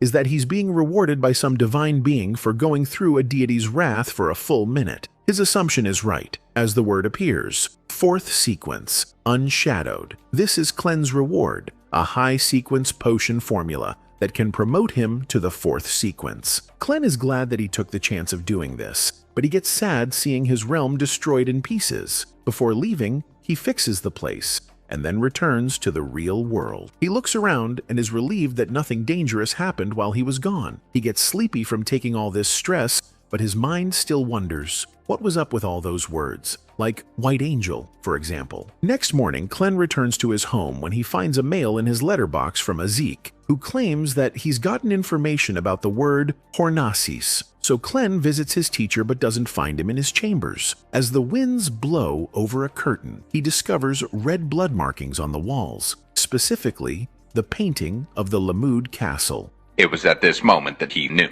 He f***ed up. Azik appears before Clem right at that moment and tells Clem in a menacing tone that he's been having these strange dreams recently. He claims that he saw this castle in his dream, and that's why he drew the castle. Clem doesn't bother asking any questions, as he's completely stunned and in fear. Regardless, Azik gives him a book named Research on Ancient Ruins of Main Peak of Hornasis. Clem thanks Azik and tries to leave immediately, but Azik insists Clem read the book right there in front of him. As Clem casually runs through the pages, he finds a portrait that resembles the palace he saw in his dream. However, the palace in his dream looked more magnificent and even had a creepy throne that didn't look like a human was meant to sit on it. Anyway, Clem eagerly reads the contents of the book, which talks about the Hornasis mountain range that is near two countries, Loen and Intis. At the Hornasis mountain range, once an ancient nation lived, and Clem finds drawings of the ancient humans, which he finds strange as their clothing resembles the clothing of modern humans. Apparently, the ancient humans believed that death wasn't the end, and that the deceased family members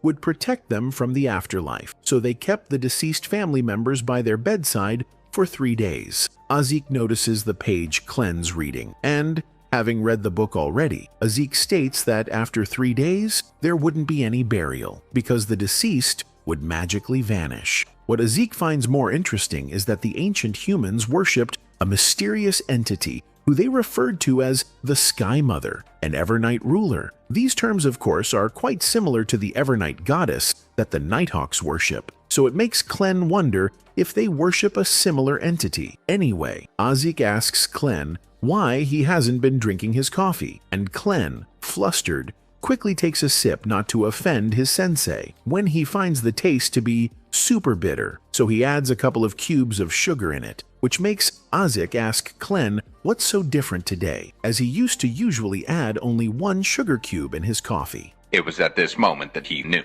He f***ed up. Azik then tells Clem that he's been studying mysticism and discovered that Clem's fate shows some clashing ripples that regrettably point towards Azik. Azik then confronts Clem, being certain that Clem has seen the castle recently. Azik has also noticed Clem acting extremely nervous, and that has made him realize that Clem has discovered some of his secrets. However, fortunately for Clem, Azik doesn't mean any harm to him yet. Azik claims that he merely wants to reclaim his past, and to do so, he takes Clem back to the Lamud castle, and Clem goes along with him without any questions. Bro's crazy. Crazy stupid. The only reason Clem thinks Azik probably won't hurt him is because Azik has always been kind towards the original Clem, and Clem's divination has also shown him that if he takes Azik to the castle today and keeps this incident a secret from the Nighthawks, Azik will save him someday in the future. Whilst walking towards the castle, Azik states that in his dreams, the castle was in a restored state and everything around it was beautiful and full of life. So Azik calls it a shame that things turned out to become this way. Entering the castle, the first thing he recalls is his child playing around the castle with a long sword, saying repeatedly that he is the king's knight. This makes Clem realize that the night wraith was actually the spirit of Azik's child. Azik then finds his son's sword impaled into the ground, and lifting it, he imagines the castle back in its original form. This takes a toll on Azik, but he pushes through it and opens a path to the underground. An unbearably sharp stench comes from the underground, making Clem realize that something evil is suppressed below. But still, Clem follows Azik downstairs, entering a tomb room where the remains of his son are kept. Seeing his son's remains, Azik grows furious and his powers get completely out of control. This causes thousands of spirits to be released from their graves and accumulate inside Azik. As those spirits are again slowly released,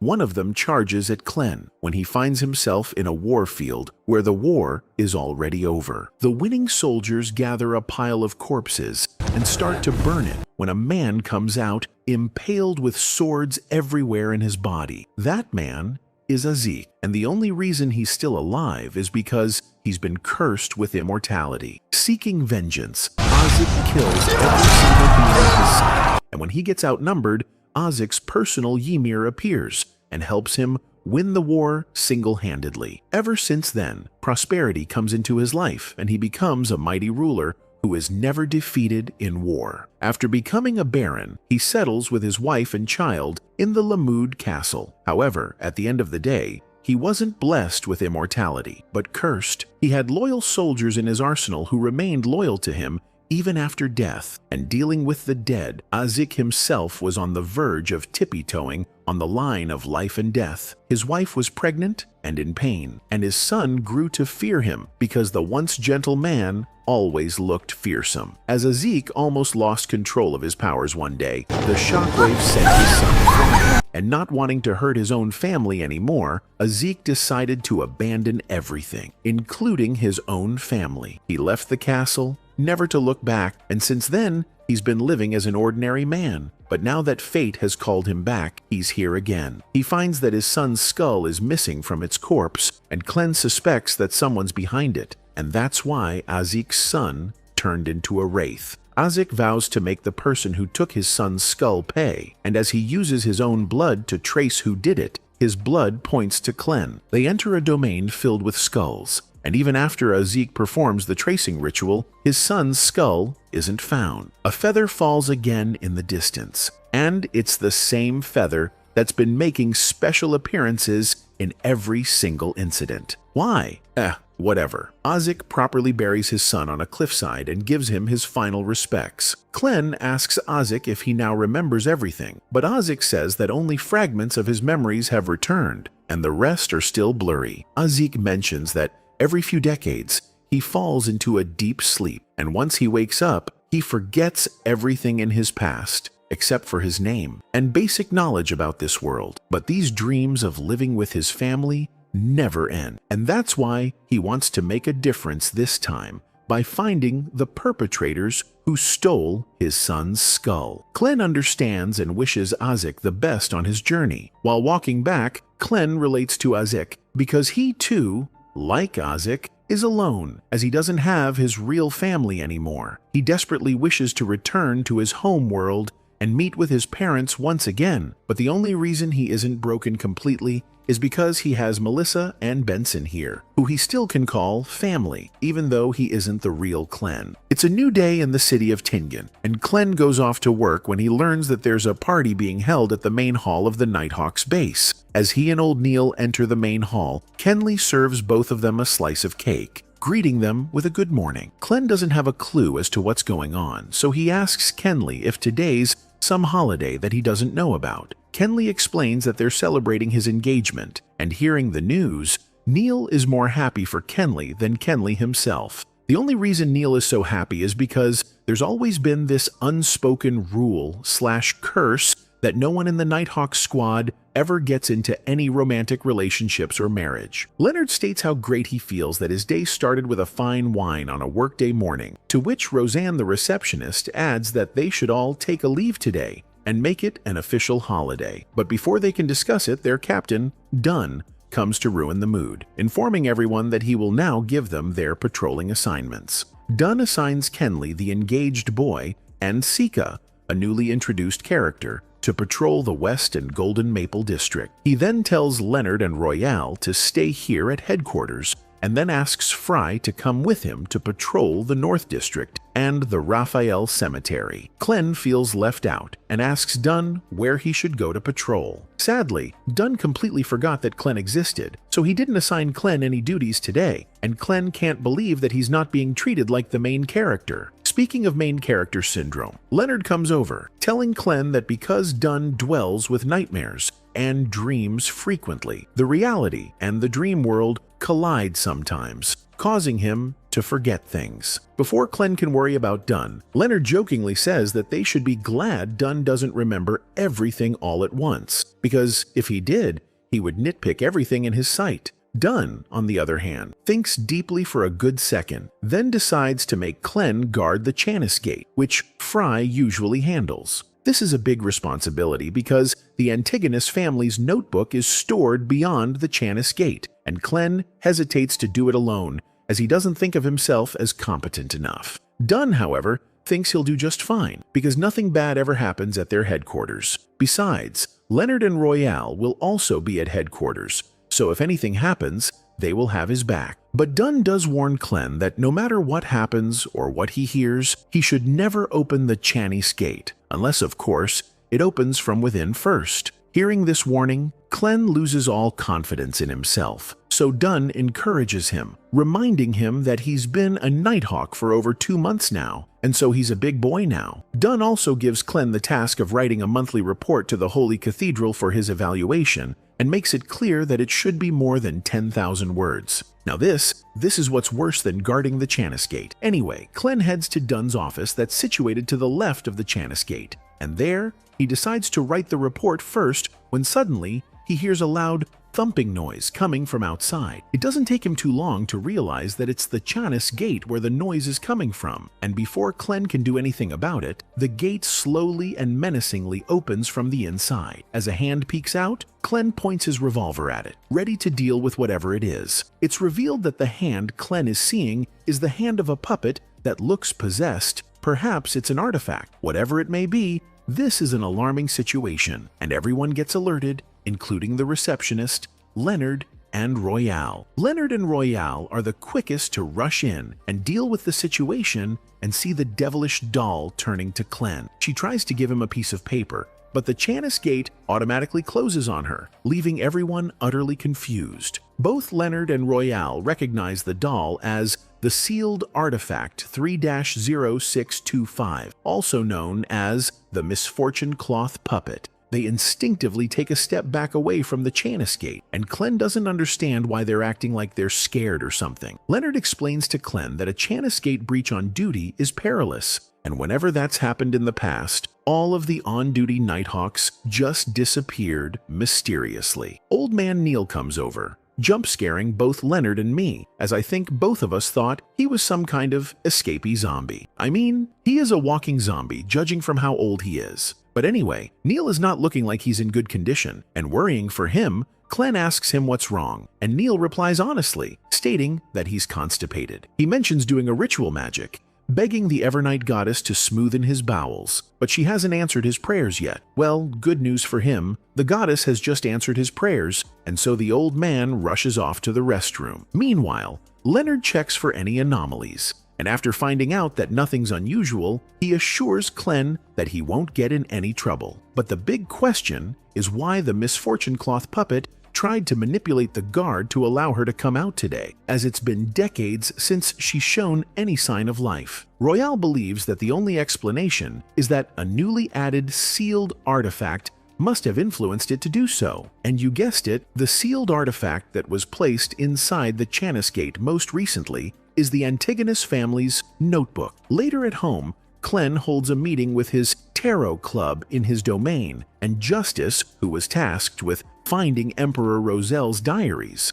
manages to get 3 pages and gives them to Clem, who of course doesn't need to decipher them because they're written in his ever-familiar language. Clem reads through the first page, but finds nothing interesting. On the second page, however, he learns that on the 14th of July, the Emperor met a mysterious man named Zeratul, who, as Roselle claimed, is the leader of the Secret Order organization. Zeratul told Roselle that his Sequence 9 was seer and shared many insights, like how to digest potions by strict acting and the fact that he stole a dangerous sealed artifact, a relic of the Antigonus family. This is where the page ends. So Clem reads the next page, and there Roselle had journaled that he asked Zeratul for some details regarding the relic, but Zeratul apparently just smirked at him. This made Roselle so mad that he went on for the rest of the page ranting and cursing Zeratul. Nothing useful for Clem. In any case, Clem expresses to both Justice and the Hanged Man that he is indeed satisfied reading the contents of Roselle's diary. Their insightful gossip begins, and Justice states that thanks to Clen's previous advice, she's now seeing significant progress in her potion digestion. But she's growing impatient, so she asks Clen when exactly she'll be able to fully digest her Spectator Sequence 9 potion. Clen thankfully knows the answer, and he tells her that it might take her a month to 6 months, and Justice really appreciates it. She has no other questions, so the Hanged Man gets a chance to speak, and he informs Clen about hearing rumors that a Sequence 8 listener from the Aurora Order is searching for the true creator's holy residence. Unlike the myth of creation, where the original god, the creator, tore his entire body into pieces to create the universe, leading to his death, many secret organizations believe that the creator never truly died, and his core essence became the true creator. The Hanged Man has heard from several sources that the Hanged Man tarot card that Emperor Roselle designed himself represents what the true creator looks like. Clen, who has already seen what this true creator looks like by divining into Dun's dream, smirks and literally says, "Pfft, true creator? More like fallen creator. Ha ha ha." However, Hanged Man takes Clen's words very seriously and thanks Clen for his guidance as usual. Clen's service isn't free, of course, and knowing that, Hanged Man asks him what form of payment he needs to provide for his insights. Clen once again asks him to either collect more pages of Roselle's diary or gather info regarding the Antigonus family. Hanged Man offers whatever he knows about the Antigonus family, that the Antigonus family began back in the Third Epoch, approximately 2,000 years ago, during the Cataclysm Epoch. Since then, they've controlled a terrifying pathway, and in the Fourth Epoch, during the Epoch of the Gods, Antigonus, Aemon, Abraham, and some other influential families joined forces with the Blood Emperor, establishing the Tudor Empire. But at the end of the Fourth Epoch, the Evernight goddess took it upon herself and destroyed all of them. Clen didn't know that, and he's completely shocked for a second. Regaining composure, he commends both Hanged Man and Justice, and then ends the meeting there. Clen has many questions, and the biggest one is the fact that he's just learned the Secret Order controls the Seer pathway. He wonders if he can obtain higher sequence potion formulas from them. He also learned that the leader of the Secret Order, Zaratul, stole a relic from the Antigonus family. So is the relic the notebook, or is it something else? Something more powerful. Focusing on all of the events that happened ever since he came here, Clen first traces back to the kidnapping case that gave him the first clues related to the note. Then Ray had digested the note. Vincent controlled Selena through a mirror, and he too was connected with the Antigonus family. Clen believes that he's missing some critical clues from these cases. He also doesn't know yet why the kid was kidnapped in the first place. He had seer powers back then as well, but because of some external force interference in the outer world, he wasn't able to use divination properly. Since there is no interference in this realm, Clen enters the kidnapping house using his divination powers, and this time, he can clearly see that there are several big dots all around here that are the cause of the interference. As he looks for the cause, the notebook shows up, making Clen figure out that the mastermind behind the scenes orchestrated the kidnapping to lead Clen to the clues on the notebook. He then tries to figure out why Ray stayed in Tingen instead of running away with the notebook, and also why Vincent used dark mirror divination on Selena. After retracing his steps several times, the results remain unclear, frustrating Clen. Clen wonders if the only reason he's not getting to an answer is because he is still not as good as a seer. So he decides to promote to Sequence 8 all by himself and looks for clues on how to make the Sequence 8 potion. He already knows that its name is Clown, so he writes down the name and uses divination on the paper, which sends him into a dark place where he is first shown Ray's dead body, where something is glowing on his head, probably his brain. Next, the Clown Man's corpse is shown to Clen, from which a blood orb comes out. Then Welch and Vincent, back when Vincent gave Welch the notebook in the first place. Clen wonders if Welch and Vincent's clue means that he has to do something like lure the Secret Order by using the notebook and obtain the clown potion formula from them. But Clem doesn't understand what the other two clues signify. He's shown another person, and he has no idea who he is either. Later, Clem goes to the divination club, where he comes across a woman who has come with a newspaper in her hands, headlined about the Hornasis mountain range iron mine investment fraud case revolving around a man named Lanavus. Suspecting that the woman has come here to get the diviner to divine Lanivus's whereabouts, Clem tells her that he will need more information, like accurate personal details and personal items. The woman gets excited, realizing that Clem is the seer who's in charge of these kinds of tasks, and she asks him if the man's child would work for the divination. It just so happens that the woman has brought her niece, Magos, with her, who is pregnant, to say the least, with Lanavus's baby. Apparently, Lanavus did the dirty deed with her before marrying her and ran off after stealing all of Magos's family savings. That's why the woman wants to find Lanavus. Clem sadly gives them the unfortunate news that he can't work with unborn babies, so he asks them to come back a few months later when the baby is born. The woman doesn't want to wait though, as she is more than desperate, so she decides to take Magos immediately to a clinic to get her miscarried. However, Magos refuses, believing that the baby won't turn out to be a scum like his father, and claims that the baby is gentle, as it hums and whistles for her, helping her sleep. Clem has never heard of a phenomenon like this, and at first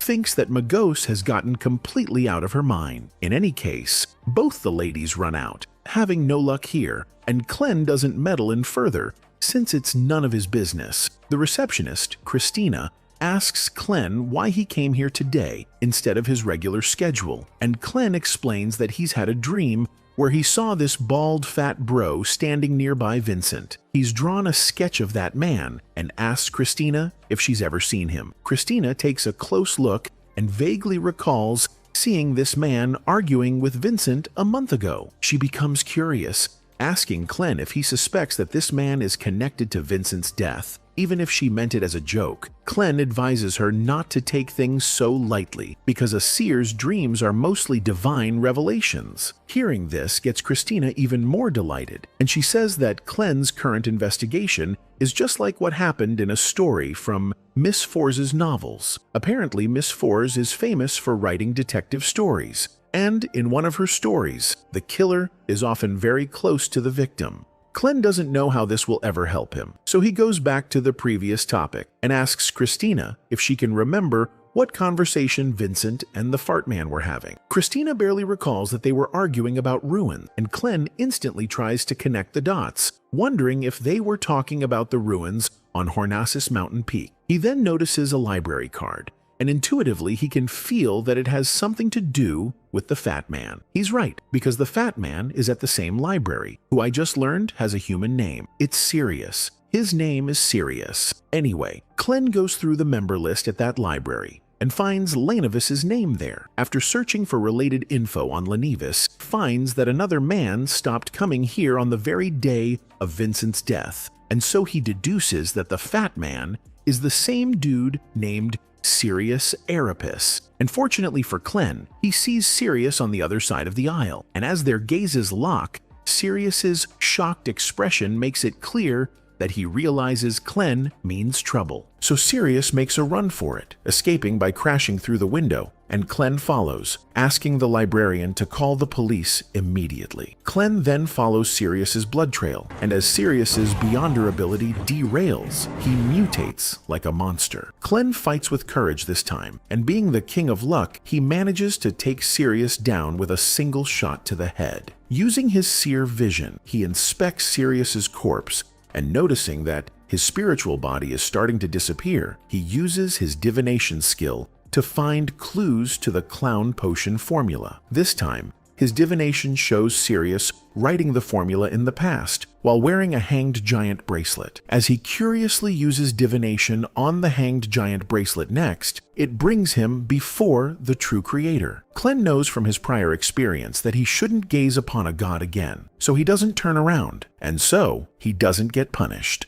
As the dream shatters, Clem returns to reality and finds Dunn standing beside him. Dunn reprimands Clen for risking his life by using divination on a derailed Beyonder. Clen promises it won't happen again, and then asks Dunn if he's found any clues from Sirius's corpse. Leonard has found a letter written to Mr. Z, and the codename suggests it's a letter to an Aurora Order member. In the letter, Sirius had written that he and Vincent found nothing of value from the Antigonus family notebook, except for what he found previously, the clown potion formula. Clen tells Dunn that he managed to attain the formula through the psychic connection, and Dunn tells him to submit it so that they can send it to the Holy Cathedral for verification. Anyway, there's more stuff written in the letter, like how the Antigonus family had a treasure that can revive a dead person, and that treasure is believed to be in the Hornasus mountain range's ruins. Sirius then told Mr. Z that he's prepared for the doomsday and will gladly offer all of the lambs of Tingan as a sacrifice to their master. A couple of hours later, Clen figures out from reading Sirius's letter properly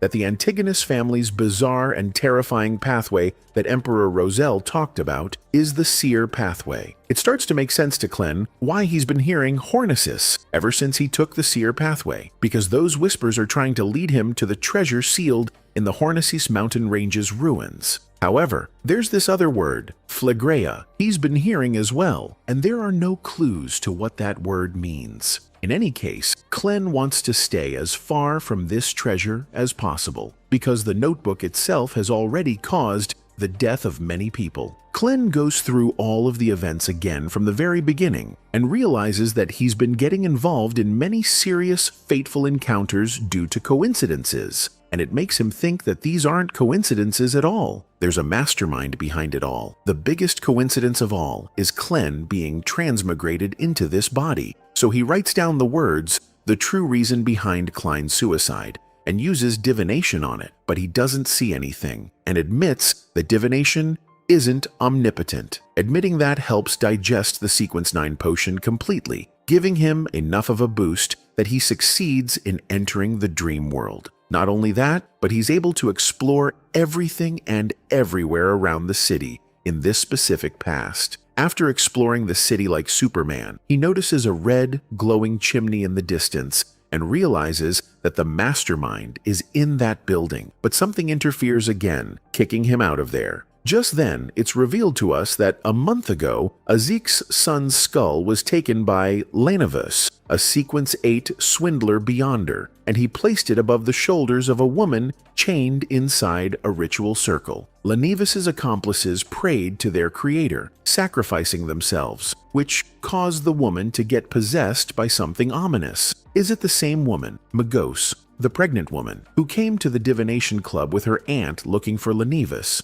Clen is sitting idly, fishing near his university alongside Professor Azek, and he can't think of anything else but the red chimneys. He hasn't been able to get there due to the interference even in the gray mist, meaning the secret mastermind is quite powerful. Clen thinks that if he gets promoted to Sequence 8, then perhaps he will become better. He wonders if he can use something else to become powerful, and recalls learning about Flaring Sun's charm when he divined the sun emblem from those quirky word realms, wondering how he can learn this charm. He then comes up with an idea, turns to Azek, and asks him for a favor. After a few days at the Tarot Club gathering, Justice apologizes to Clen for not being able to find any more pages of Roselle's diary, but claims she's found something more insightful. Apparently, using her royal connections, she's got in touch with some people from a secret organization who can obtain more diary pages for her. But she doesn't know whether she should trust them or not, so she wants some information about this organization. The Hanged Man claims to know a lot, but he isn't willing to share it for free. In return, he wants £1,000,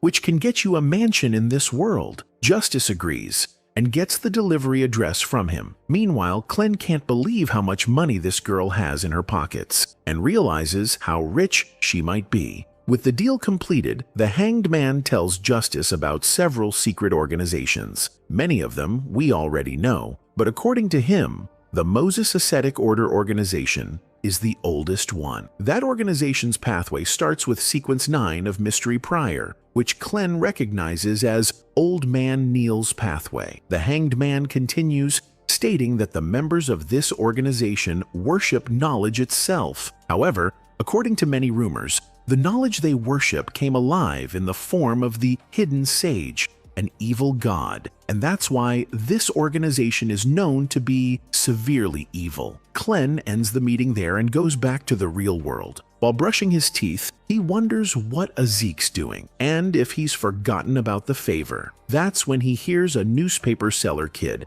screaming about breaking news that there's been a purge targeting the devotees of the Evernight goddess. Getting interested, Clem comes down to buy a newspaper to learn the details when he runs into his siblings, who notice a gun and a cane. Melissa doesn't know details about Clem's job, so she's surprised that her brother, a history major, has a revolver with him. Clem explains that he's working for the police as a historical consultant, but doesn't bother elaborating further, and quickly leaves to avoid getting questioned. He then buys the newspaper and learns that at the dock area, followers of the Evernight goddess are being targeted by something paranormal, but there have been no casualties. Clem smiles, seeing this news, and states that this is Ezek's doing, hinting that this entire thing is related to the favor Clem asked from him. Clem then heads to the bar, where he finds Neil forcefully making Folan, a member of the mandated Punishers, hang out with him. Clem greets both of them, and the old man makes Clem drink with them as well. While gossiping, their conversation shifts to the breaking news, and Folan becomes pissed,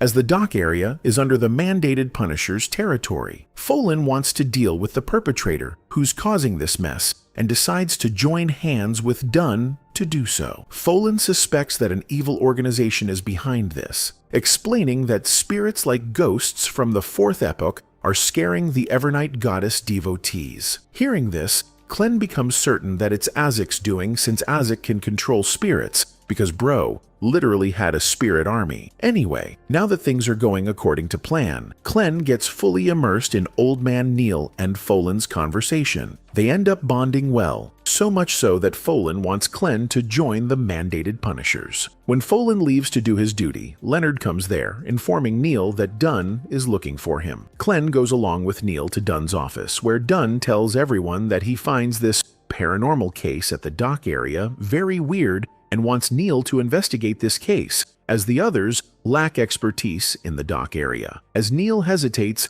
Clem volunteers to handle this case, because Clem's plan has been to handle this case alone. Unfortunately for him, though, when Dunn mentions the reward money, Neil immediately takes back his hesitation and joins Clem to handle this case together. Clem then suggests they use the Sun Emblem artifact to exorcise the spirits, but Dunn refuses because of the risks, such as civilians turning into sun-worshipping idiots for hours. Still, as Clem persists, Leonard realizes that Bro's up to something fishy. In any case, Clem manages to convince Dunn and even manipulates Dunn into making Leonard his partner. Later at the docks, Leonard confronts Clem, claiming to know that Clem is scheming something, and Leonard suspects that Clem is doing all this to uncover Leonard's secret. Clem is speechless. He can't believe Bro's self-infatuation, but doesn't say anything, thinking it's better that Leonard stays in his delusions. A police officer named Gate comes there, greeting the 4 Nighthawks who are on this case, and then brings them to the place where multiple paranormal cases were reported. Many people are present there, and seeing Clem's group, they judge them, thinking that they are some stupid exorcists who charge the government thousands of pounds. Leonard plays along, telling the crowd that they are indeed exorcists, and are going to use holy water and garlic to exorcise the spirits. With the dumb crowd believing that these guys are professionals, they then enter the building where several spirits are lurking in the dark. The spirits go berserk seeing the Beyonders, and one even goes out of the building, scaring the crowd away from there. Old Man Neil immediately tells the police officer to go call for backup when he finds the police officer acting like a puppy. Many other civilians are possessed as well, and they too act like idiots, some jumping, others spamming Fortnite emotes. One of the spirits comes before Clem to hang out because they are on the same side, and this almost blows Clem's cover. Leonard gets irritated because there's a possessed man trying his best to kiss him. He is wearing the Sun Emblem artifact,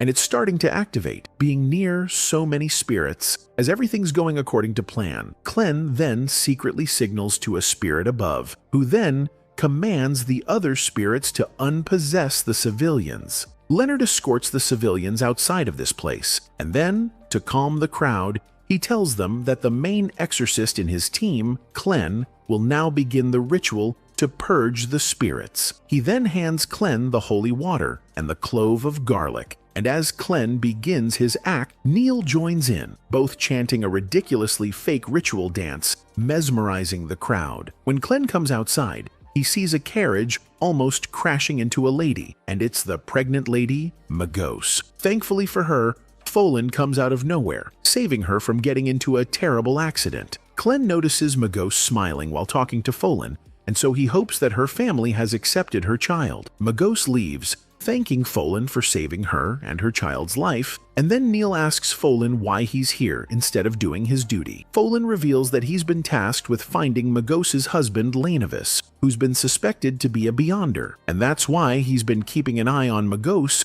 in hopes of some clues. Both Neil and Folan joke around for a good long minute, and when Folan leaves, Clen comes there, asking Neil if he and Folan are good friends or something. Neil explains that they were indeed old buds working in one group, who hung out late at night while Neil's wife Celeste played piano for them. Neil then tells Clen that amongst his group, only Folan and Neil are alive, and hearing that, Clen feels sorry for the old man. Not wanting Clen's pity, Neil tells Clen to go back to the warehouse and purge the spirits from the building. Later in the evening, when their task is done, Clen's group comes to take a rest. Leonard still wonders why the spirits didn't cause any real harm to the civilian, and asks Clen to divine the cause of this entire situation. Clen does so accordingly, but finds no divination results because of Azik's intervention, which is exactly what Clen wanted. The only thing Clen sees is the southern continent's inverted pyramid, and hearing that,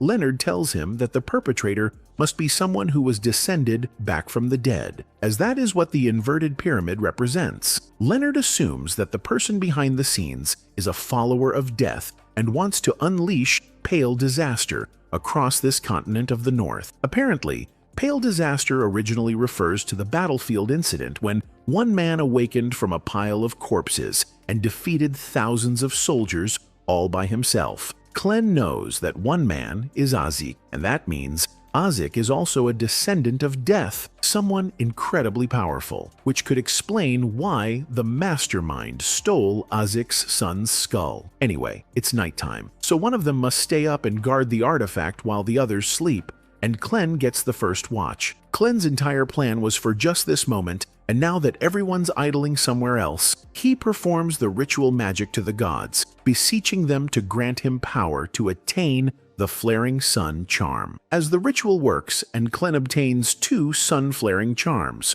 Leonard, who's playing poker outside, senses that something unsettling is happening. A monster in the sea kills a man in a boat and then hits Clen's room in one of the ships at the docks, sensing Clen's aura that was emanating due to the ritual. Clen shoots the monster with his revolver, but it literally stops the bullets mid-air like Neo from the Matrix. Clen realizes that the monster must be a Beyonder that has derailed into this abomination, and he hopes that some cringy protagonist will come and save him. And he does. Judging by its strength, Leonard realizes that before this monster was derailed, it was at least at sequence 8. Because of how dangerous this situation is, Leonard tells Clen to get the sun emblem out of here. Clen accordingly gives the artifact to Kenley, who then runs away from there along with the other civilians who are being evacuated by Old Neil. Leonard engages in a tough battle with the mini-Godzilla from Temu, but fails to land a single decisive hit on it. In one fateful moment, the monster goes eye to eye with Neil, and it's as if they recognize each other. But the monster then continues fighting. Meanwhile, Clen was swinging upside down and around the ship amidst this chaos, and he manages to land a kick on the monster, sending it flying down. Neil uses this opportunity, using the Nocturnal Slumber card to restrict the monster from moving, and as it crashes down,